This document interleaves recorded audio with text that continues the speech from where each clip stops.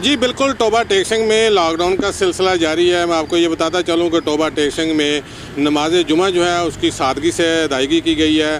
Police के दस्ते, पाक फ़ौज के दस्ते जो हैं वो शहर में गश्त कर रहे हैं। दुकानें जो हैं वो मुकम्मल तौर पर बंद हैं, लेकिन कुछ दुकानें जिनमें मेडिकल स्टोर है, जनरल स्टोर की दुकानें जो हैं वो खुली हैं। फ्रूट के स्टॉल जो हैं वो यहाँ पे खुले हैं। इसके अलावा अगर एहसास प्रोग्राम की बात की जाए तो वहाँ पे 4 सेंटर जो हैं टोबा टेकसिंग में बनाए गए हैं, जहाँ पे जो ख़वातीन हैं उनको अदायगी की जा रही है 12,000 रुपये की। लेकिन कुछ ख़वातीन ऐसी थी जिनके बकाया जात थे, उनको बकाया जात जो है वो भी अदा किए जा रहे हैं। इसके साथ साथ अगर 7 सेंटर के ऊपर सिक्योरिटी की बात की जाए तो वहाँ पे सिक्योरिटी के इंतजाम जो हैं वो भी बेहतरीन इंतजाम किए गए हैं। लोगों में सोशल डिस्टेंस का फासला रखा गया है। ख़वातीन जो हैं उनकी बायोमेट्रिक से तस्दीक की जाती है, उसके बाद स्प्रे किया जाता है, उसके बाद ख़वातीन जो हैं उन्हें पैसे दिए जा रहे हैं। इसके अलावा शहर में जो फ़ज़ा है वो इंतहाई जो है वो बेहतर है। इसके साथ साथ टोबा टेकसिंग में जो नमाज जुमा की अदायगी जो है वो भी की गई है। बहुत कम तादाद थी लोगों की।